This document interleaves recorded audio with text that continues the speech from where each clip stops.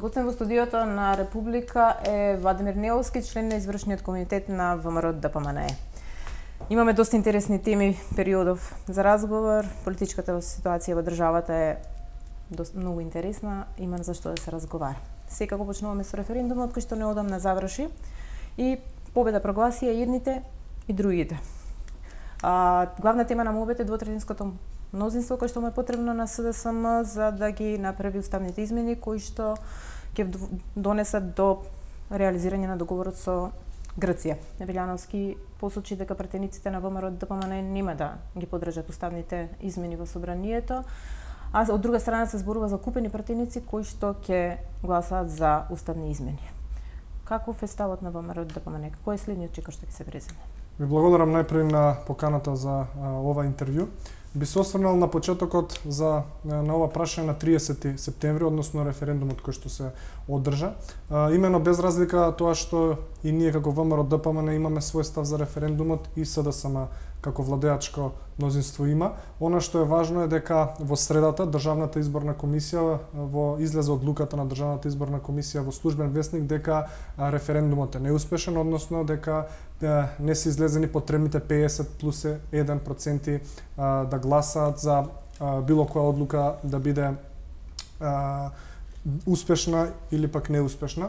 Во однос на шпекулациите за нашите пратеници, сакам да ги демантирам овие шпекулации, воедно и да јавно дадам поддршка на сите наши пратеници да останат на браникот на државните интереси и како што и веќе во средата дел од пратениците на комисијата се изјаснија, претходно и голем дел од другите пратеници на ВМРО ДПМНЕ се изјаснија дека ќе го послушаат народот и нема да гласаат за уставните измени се со цел спроведување на договорот со Преспа. Така да во периодот кој што ни предстои како ВМРО ДПМНЕ, нашиот став е дека треба да се остане на истото гледиште како и граѓаните на Република Македонија, бидејќи 1,2 милиони граѓани се изјаснија дека не го поддржуваат овој договор и референдумот и ние како партија треба да останеме на иста линија со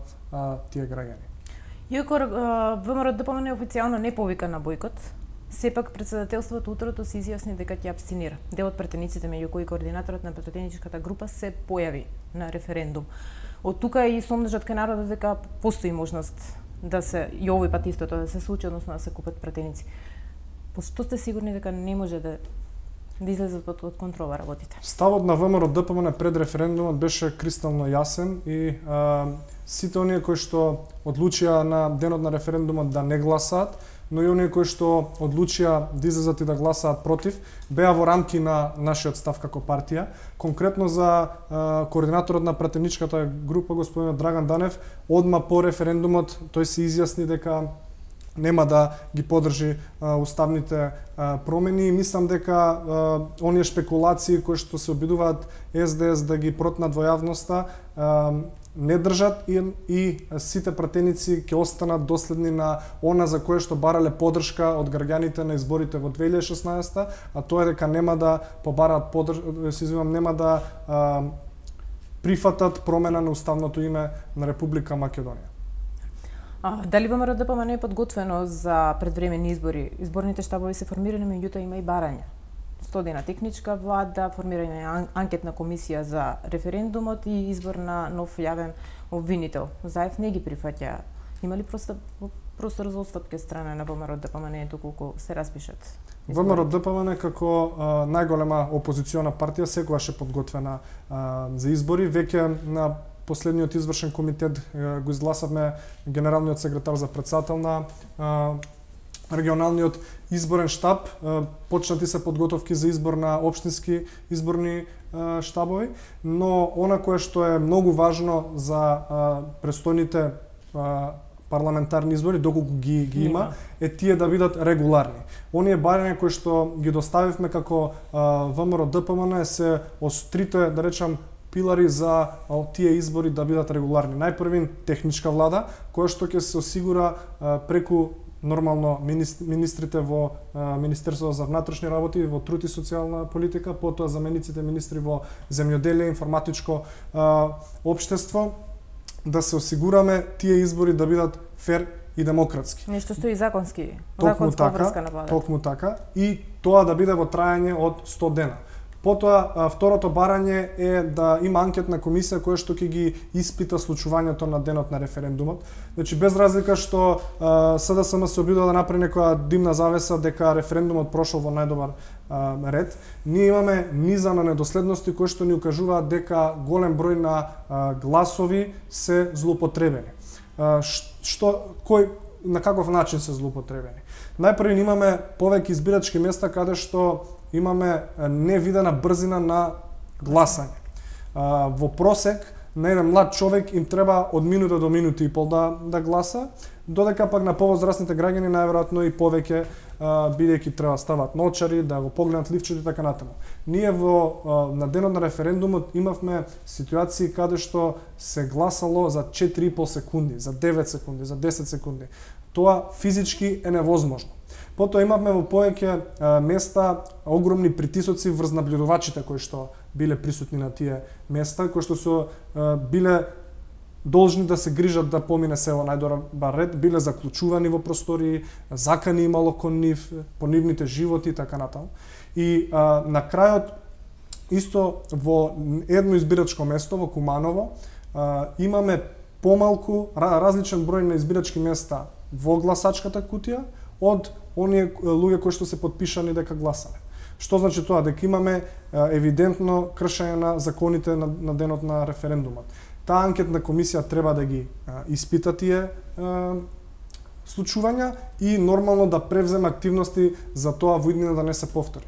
И на крај ново јавно обвинителство, обвинителство кое што на вистински начин ќе го сузбие криминалот и ќе биде Република Македонија и за време на изборите, но и по изборите, општество каде што ќе не може луѓе со калашникови да шетаат во главниот град, каде што ќе не може пајташите на блиски до власта да прават што сакаат, да се закануваат, каде што на денот на изборите нема да имаме како на денот на референдумот повици да се излага да се гласа, потоа повици да се бришат коментари, статуси или пак содржини објавени на Facebook, и да се погрижи дека по завршувањето на изборите не се случи како после завршувањето на референдумот реваншизам на оние луѓе кои што имаат спротивно мислење од владеачкото мнозинство. Да не заборавиме, на 1 октомври, еден ден после референдумот, беа врачени голем број на откази на луѓе кои што или не излегле да гласаат, или пак јавно го искажувале својот став кој што е спротивен на ставот на владата.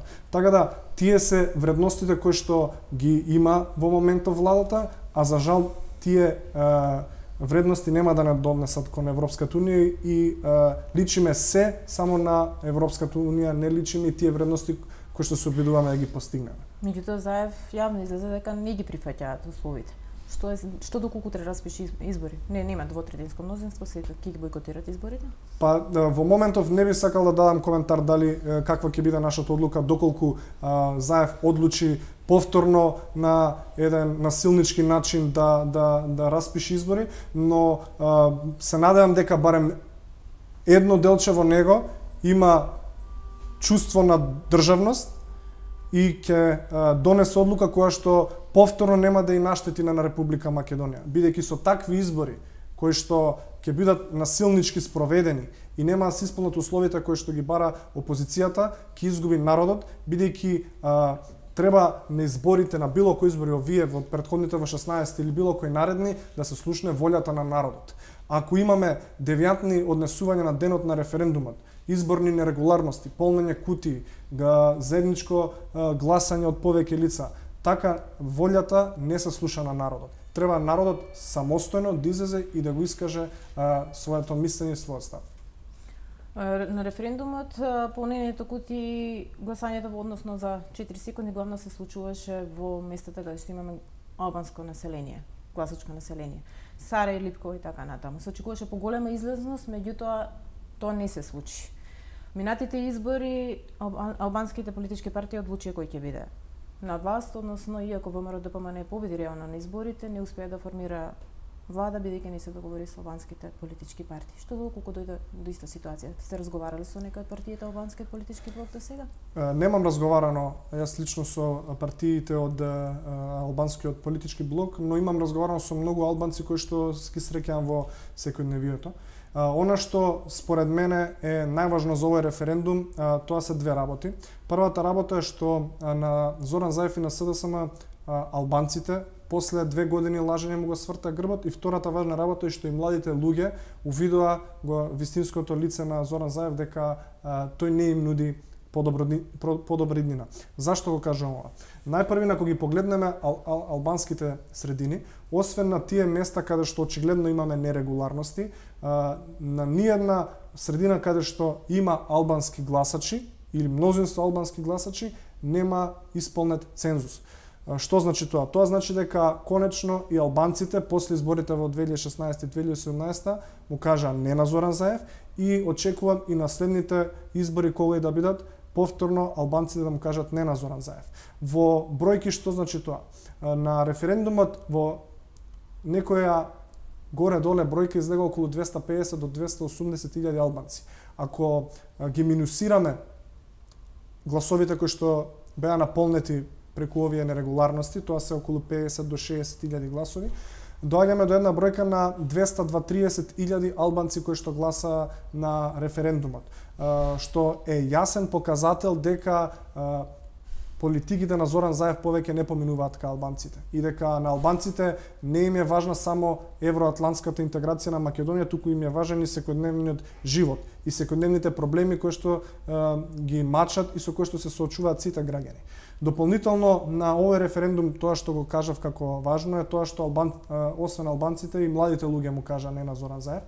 Како пример ќе посочам две општини каде што имаме мешана структура, каде што имаше, да речам, најголема излезност. Тоа се општините Карпош и општината Центар.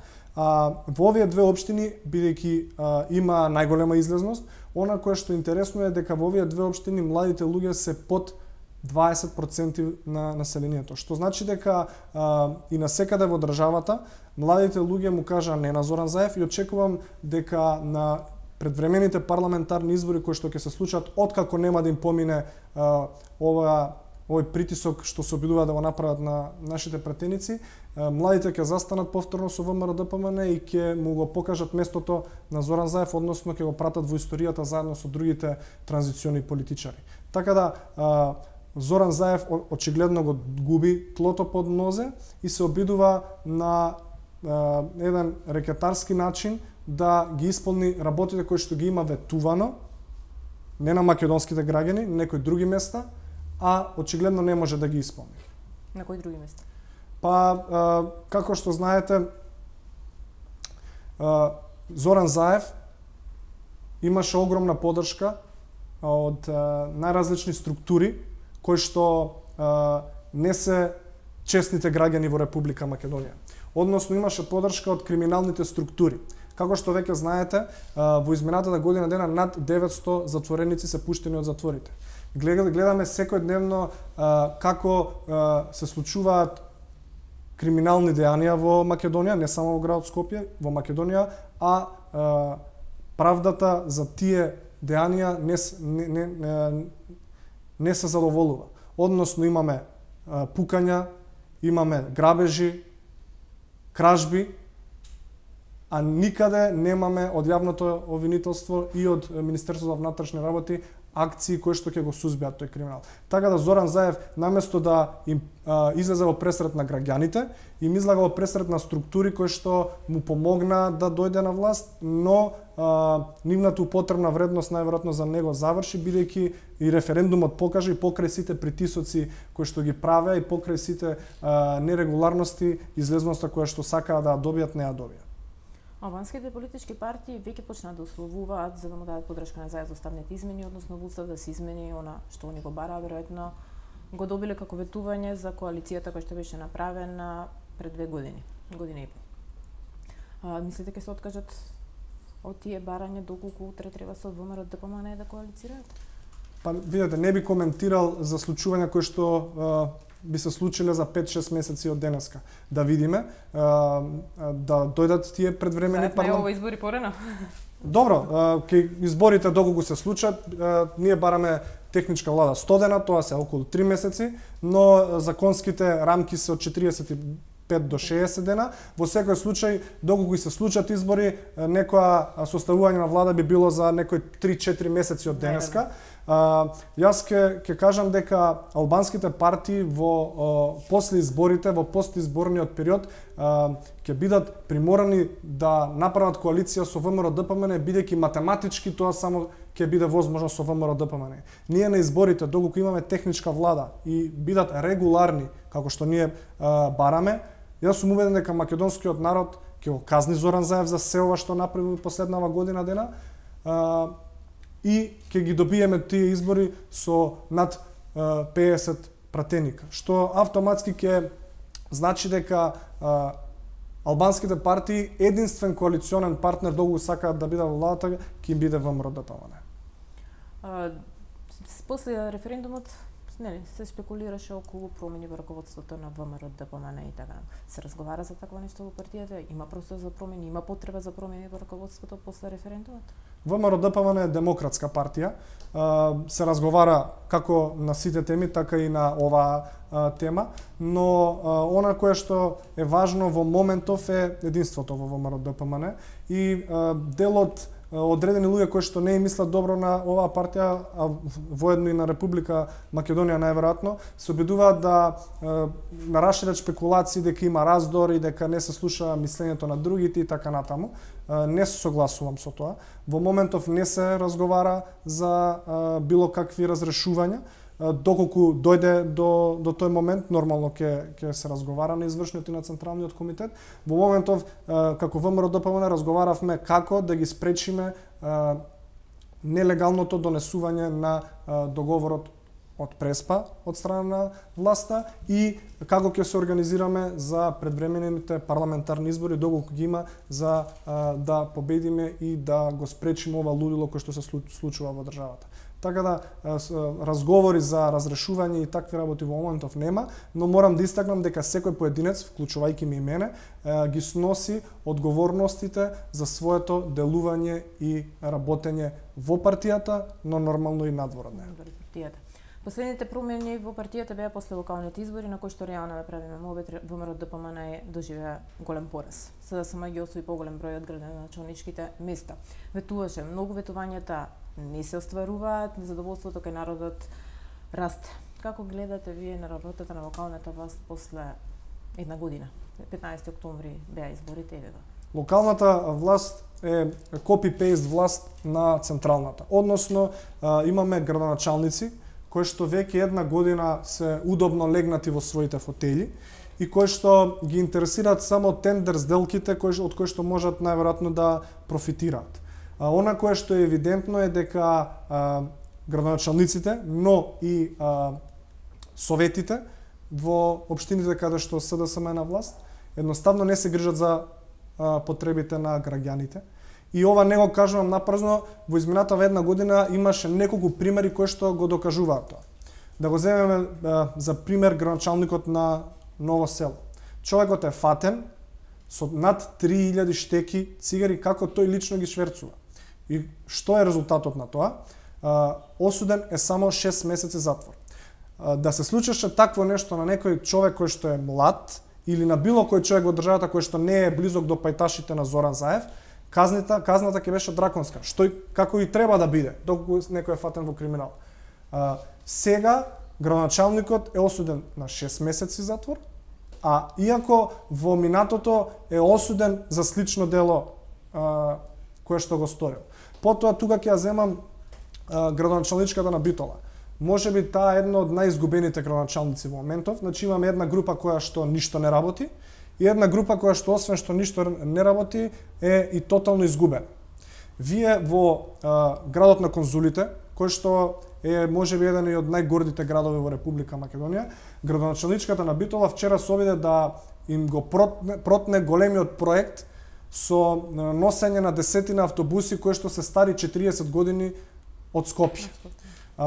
Потоа Имаме градоначалничка која што ветуваше дека Пелистер, фудбалската гордост на Битола, фудбалскиот клуб Пелистер ќе го врати во Европа, како што Заев ветуваше дека ќе не однесе во Европа, а сега фудбалскиот клуб пропаѓа и се бори за да опстане во пониските лиги на фудбалските првенства. Потоа тука доаѓа градоначалникот Златко Марин. Мислам дека кај овој градоначалник имаме подвоена личност, бидејќи тој беше една личност пред локалните избори, а сега е сосема различна личност. Односно за оние работи кои што ветуваше како ги сопре дека не треба да се прават и така натаму, тој не ги сопре, туку ги спроведува.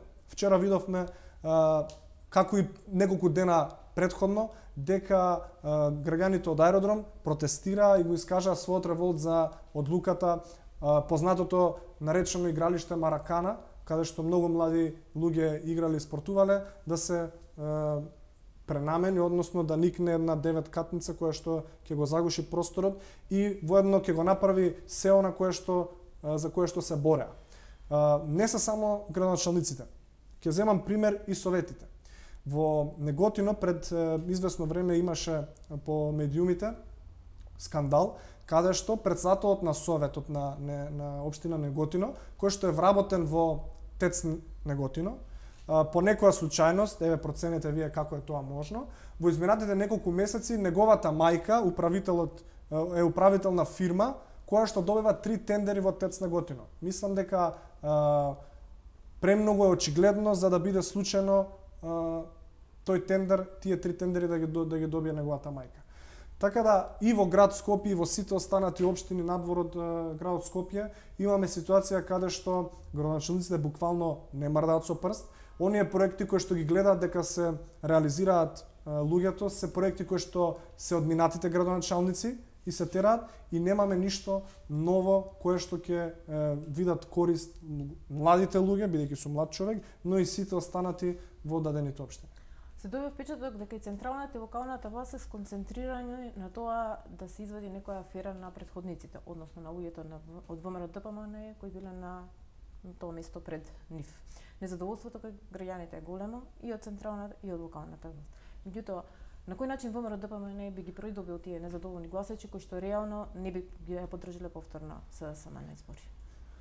ВМРО ДПМН ќе ги придобие со тоа што ќе направи програма која што ќе биде најдобра програма, која што ќе понуди решенија за вистинските реални проблеми на луѓето, но уште поважно кога ќе завршат изборите и кога ВМРО ДПМН ќе победи на тие избори, ќе се погрижи ВМРО ДПМН да реализира таа програма.